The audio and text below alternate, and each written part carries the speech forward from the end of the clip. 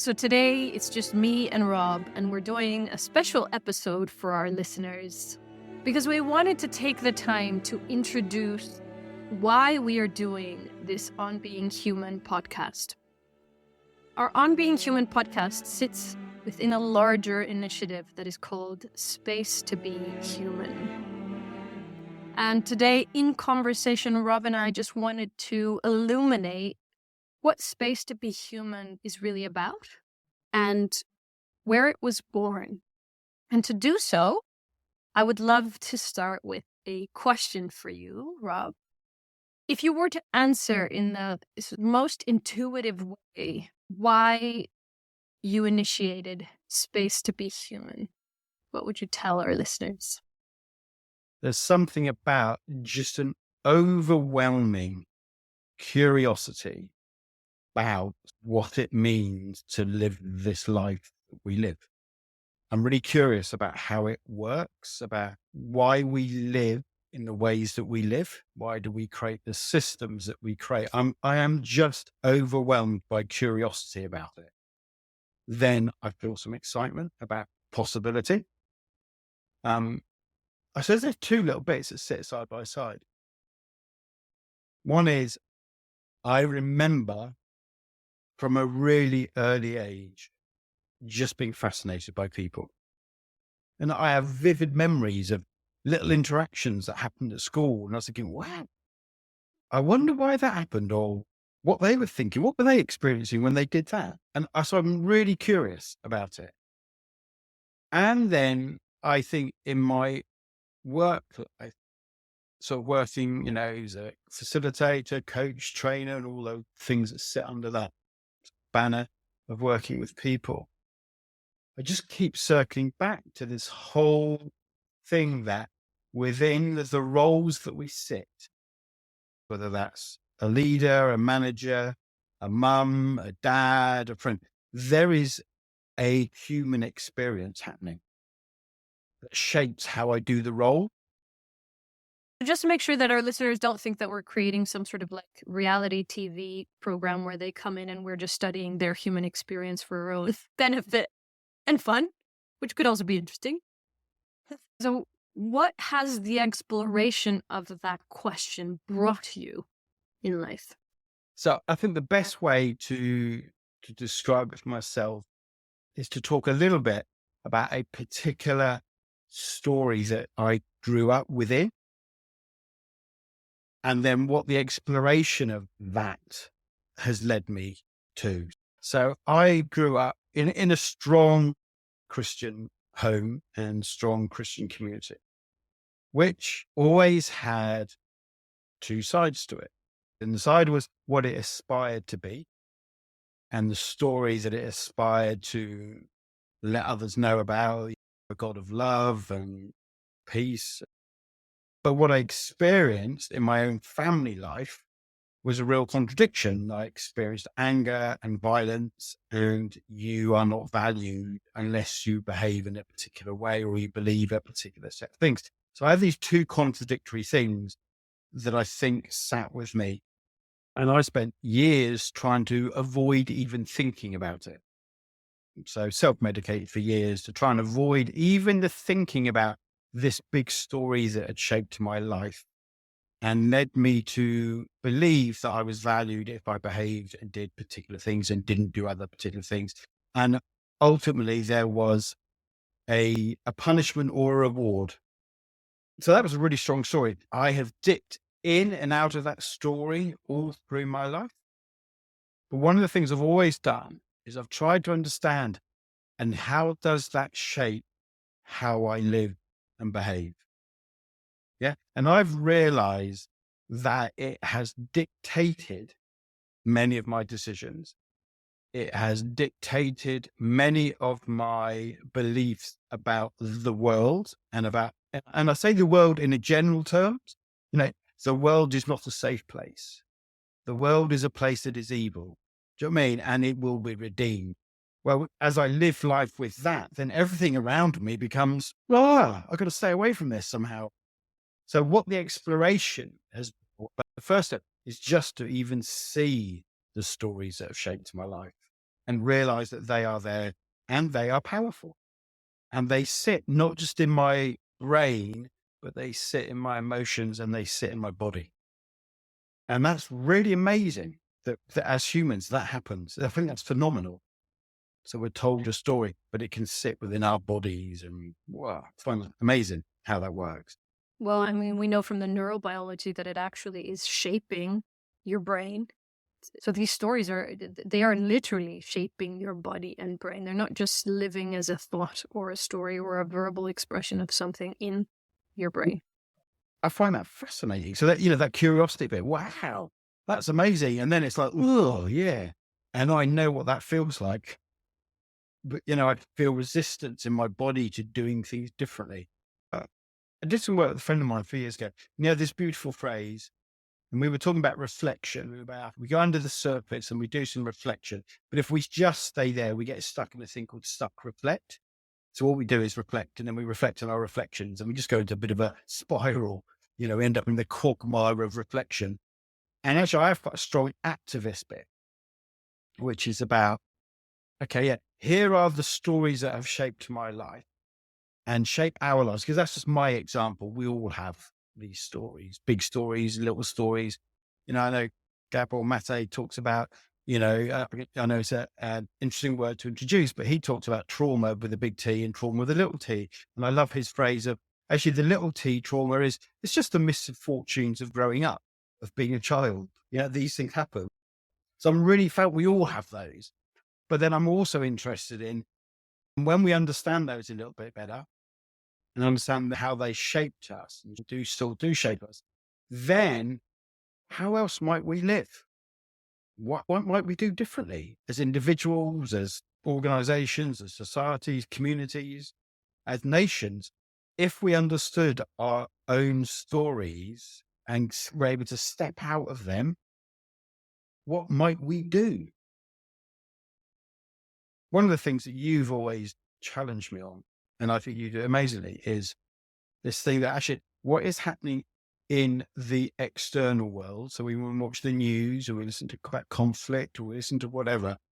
It is only ever a replication of what is going on internally in us.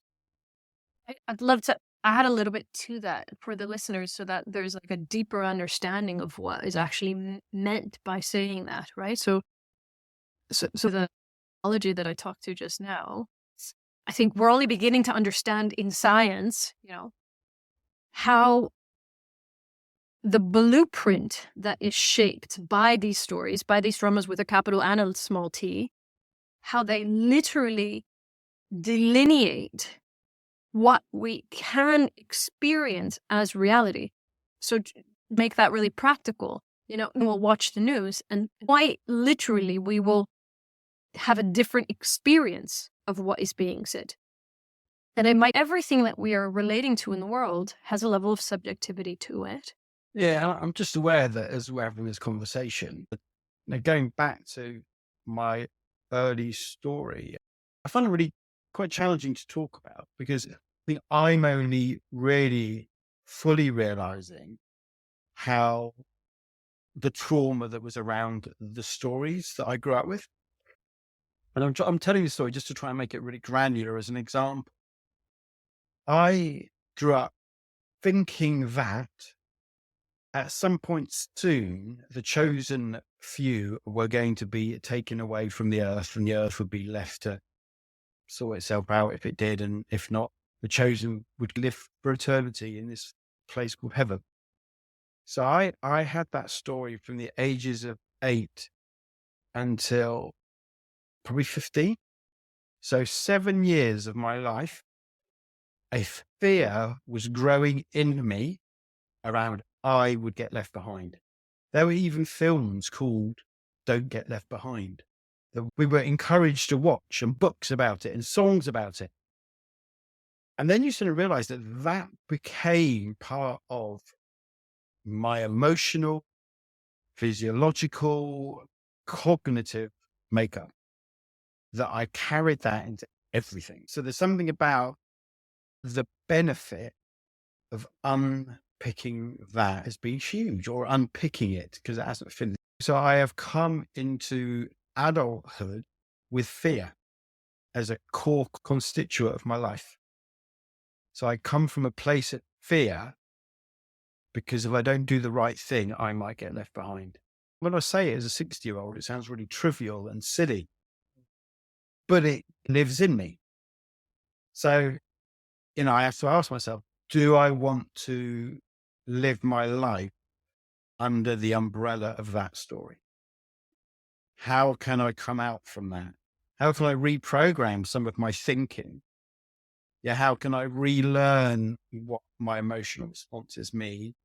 And also, how do I somehow break the patterns that are carried on genetically? Yeah, because I, as an adult, brought that into my adultness. And that came in my parenting. It would have been there in my parenting.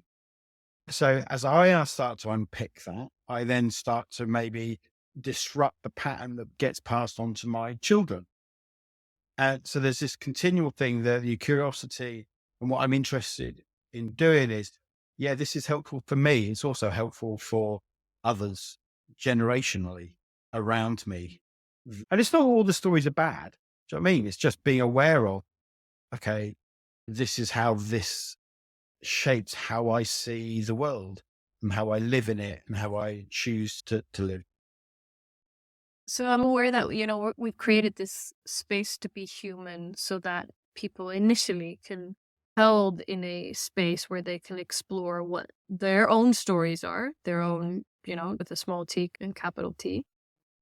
Just speak to what it is that has helped you to unpick or transform some of these stories. Because as you said, you pass it in your parenting. I think sometimes we have also inherited stories that live in our ancestry and have been carried down in a lineage that is way beyond ourselves.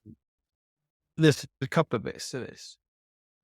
One is about creating conversations where it feels and it is safe for people to say, here's my story.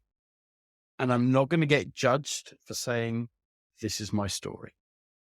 Yeah. Because I think what can happen really quickly, and I experience this sometimes when I talk about my story, it's almost like that. If someone has a different experience, they say, oh yeah, but that's all rubbish. You don't need to believe that. And that's really easy for you to say because you didn't live it. So it's somewhere this safe place where it's okay to tell our story and to be held and acknowledged by others as that's your story. So I think that's the first place. There's a safety bit. And I think for me, that's been hugely important, where my story doesn't become minimized, or I'm not told just to get over it, or that's an unhelpful story. You don't need to believe that. Well, yeah, I know. I know. It's just that my body doesn't. My neural pathways, they don't know that yet. Just give me a bit of time. So I think there's something about that initial space. And then I think there is something about it's gently into that space, just inviting in alternative perspectives, alternative ways of viewing our experience as a human being. And I found that really helpful. And I think I unconsciously over the years have deliberately done that. So I've always got, even in my Christian story, I've always gone to the edge of it and what is just outside it. And sometimes I've gone way outside it and just immersed myself in people who think completely different things. And I think there's this unconscious thing about I want to have my story challenged, but I need to do that in a way that is okay. So there's a bit about safety, about just saying my story and it not being minimized. And there's secondly about these alternative stories. And that can be from individuals. It can be from cultures. Oh, these people, they don't think that at all. They experience the world as a song line or whatever. Oh, right. Oh, wow. What would it be like just to let that enter me and almost do its magic? Because sometimes when I do that, I can feel something shift in my body almost like on a cellular level, which is really strange. This story is shifting something in me, this different story. And it's not about that one's right and mine's wrong. It's just different. And it almost it shifts things around. And also my activist bit is always asking the question, as I loosen these stories, what am I then free to choose to do that is different? What would it like to live life differently? And that's a really vague thing. What do I mean by living differently? We're always going to have pain and suffering. I get that. That seems to be part of our human state. Yeah. But there's something about living differently. It's about, by understanding my story and seeing the choices I have when I step outside of it a little bit, how can I suffer less or bring less suffering? I know pain's always going to be here, but it feels like we create needless suffering. And because I make decisions based on this story that I'm not even aware of. So I think there's something about creating this really healthy, pregnant pause, liminal space, whatever, in between the story, the understanding of it, and then how do I live because of the choices I therefore have now. How about you? At the foundation is probably the same curiosity about this experience. And it goes back to what for me was a really impactful experience when I was a young student studying neuroscience and doing an internship in Brazil at the psychiatric hospital, a huge public hospital, one of the largest in South America. Really interesting because everything that for me existed in like documentary or films in terms of that hospital. And I got to spend time with these people. And I remember spending some time with a young girl. She must have been 16.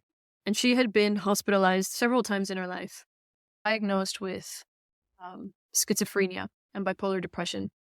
And she had been coming to the hospital for over 5 years, also on a regular basis.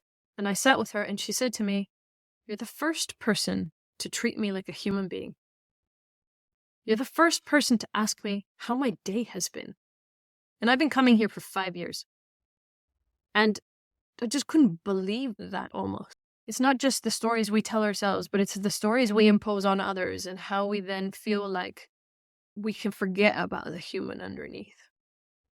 So we experience these limitations that come from these stories, but then we also relate to each other like individual bubbles that's stomping up to each other. And I think I've always felt intuitively, even as a child, there's something inherently missing in that. When we relate to each other and to life from that place, we're missing something. For me, we're missing the magic of what life truly is. We sink underneath those stories and we really sink into the sort of the messy, vulnerable dance with life. Then it's just infused with awe and aliveness, and we have the ability to go there and we have the ability to not go there, which is phenomenally interesting that as humans, for whatever reason, that's what we can do. And because I know those two spaces well, like I know what it's like to be in the mesmerizing sort of infused vulnerability, in the chaos, in the messiness, in the presence, fully infused in that. And I also know what it's like to relate to someone with my story onto their story. And so I think I'm driven by this longing and desire for more of us to have the full human experience, to go into that magic space. Understanding as well, like how tender and delicate and scary and all of that it is. There's something you said at the end, which I think is probably quite important to say about why we're doing this as the space to be human and how we're doing it. You talked about something being delicate and tender. And I wonder, as I look around, that we are losing the spaces where that is okay to do that. I'm a trained therapist and I don't do much individual therapy now, but so it underpins my work. But I always smile when someone will say, I'll be in a group or I'm talking with a friend and they'll say, "Oh, this sounds like therapy. This feels like therapy." And I'm like, it just feels like a great relationship to me. How have we made this divide that I need to go and see this person to share my vulnerable life. And I don't do that in my other relationship. And I understand that there are particular places and times where that's really helpful. So I'm not dismissing that. But I do wonder whether we have replaced something of our deep human connection and professionalized it out. When I first started doing coaching, a friend of mine said, so basically you just want to be paid to be a professional friend. And I just laughed. I said, yeah, as a response to something that seems to be happening in society. There is something about how do we create spaces where people can just turn up and experience themselves and experience others in a place as hell and do some reflection with some delicate, it's delicate. It is pain. There's some pain in there. There's trauma and there's joy and it all wants to come out. I love that. And I wonder if that's a very natural and helpful place for us to bring this conversation to a close. Before we do, because that will be, let listeners know what's the other stuff we're doing, because it's not just a podcast. We are writing articles that are themes of, for example, the stories that shape our lives, or the myth of progress, which is our series 2.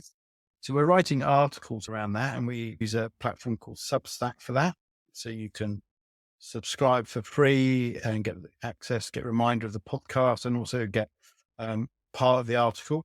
And then we're also writing some reflective pieces that help you take a bit of an individual journey around the theme. And you might want to do that on your own, or you might want to do that with friends or a group. So some of them will have very defined inquiries or activities for you to do.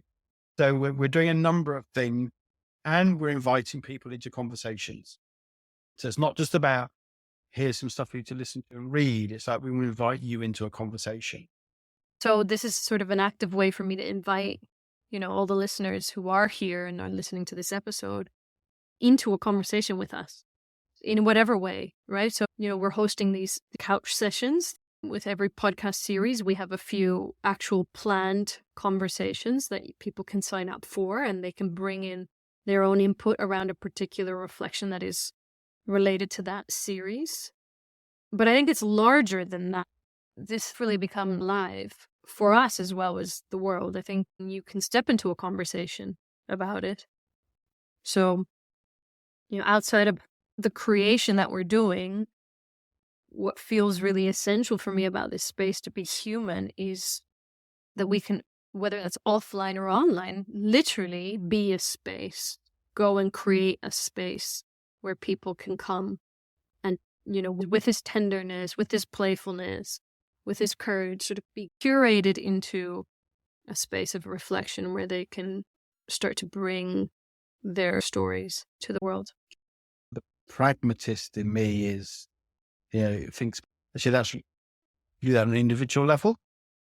Actually, I can also do that in an organization. An organization has stories. It has stories that shape how it behaves and how people behave, and how the probably an individual. It can also be an organizational conversation as well. So so hopefully that's given you a bit of an insight into why we're doing this space to be human and what we're doing.